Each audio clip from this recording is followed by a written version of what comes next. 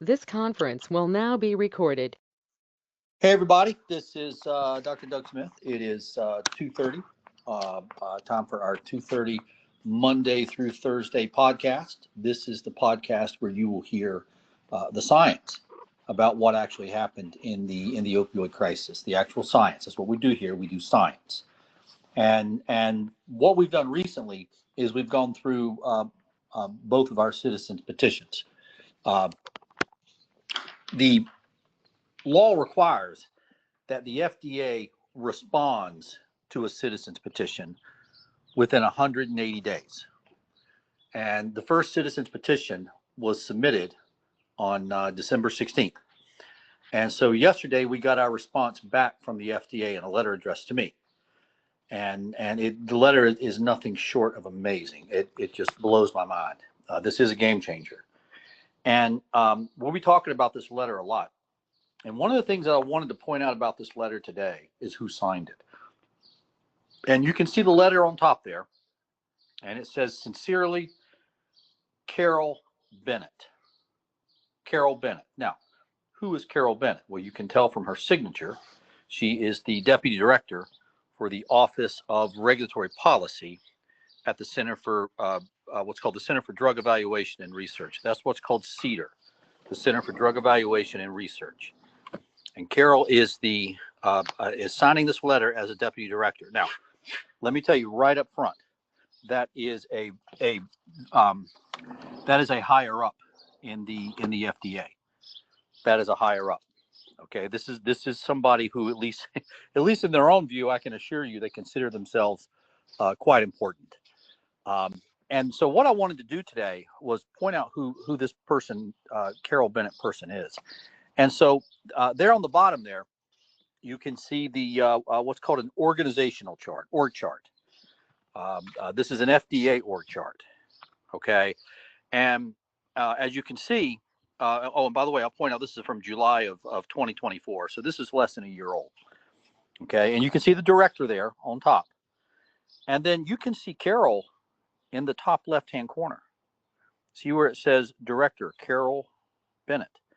Office of Regulatory Policy, Director Carol Bennett.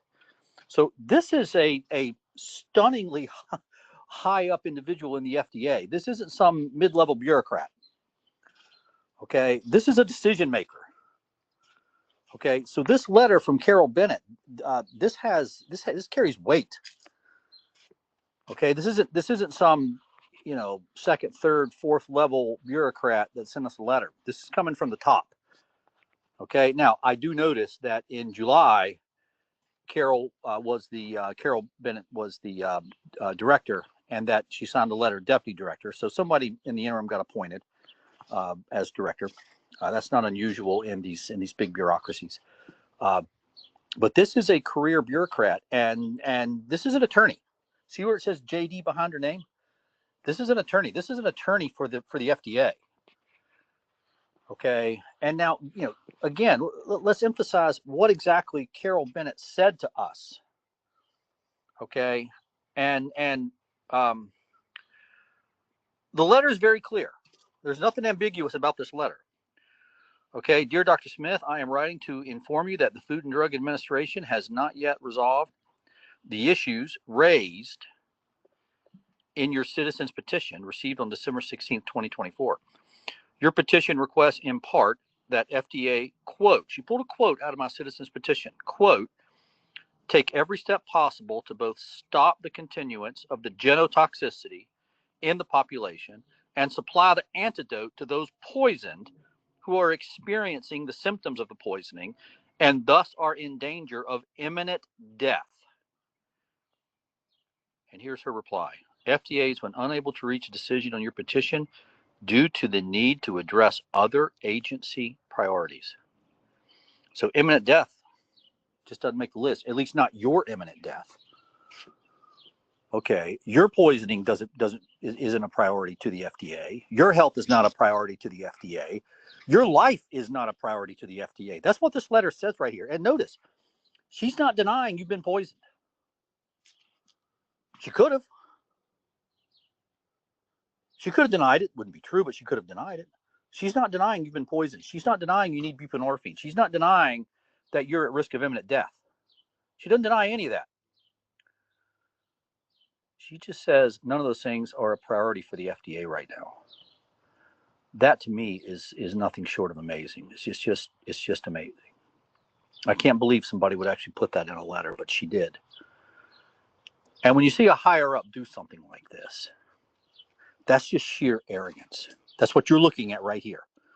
You're looking at arrogance. And she is using this letter to mock us. That's what she's doing here. She is mocking us. We asked for help. We begged for help. And we were mocked by the FDA. We begged for help. We begged for the lives of our people. We begged for mercy. We begged for the antidote. We begged to help people at risk of imminent death. And we were mocked. Wow. Charles, are you there? Yes, sir, I am. Am I off base here? Off base? Yeah. No. Am I barking up the wrong tree here? I don't think so. I believe you're quite correct. And like you said, when she one letter she's the director, the next letter she's the deputy director. There's a lot going on in the government right now, and I don't think they have one bit of care about what's going on with us. No, they're mocking us. They're mocking you, Charles. Charles, do you realize this woman is mocking you? That's what makes me angry. I mean, not even that they've acknowledged it, that I don't know. It's just, I don't understand people that cannot hear what you're saying and understand it. I can't follow that. Not only did she read it, Charles, she quoted it. Yeah. Not only that, we have petitions in from our people. I mean, I filed the MedWatch 3500. I filed the MedWatch 3500B. Yeah, we got to get our lawsuits. We got to get organized, and get our lawsuits filed, along with the genetic testing and the Form 3500. The guys at the lab are making changes. And I appreciate them doing that. They're really paying attention to it. Anyway, let's hold here. We ended on an amazing note. There are some positives here, Charles. We are in dialogue with the higher ups at the FDA. Yes.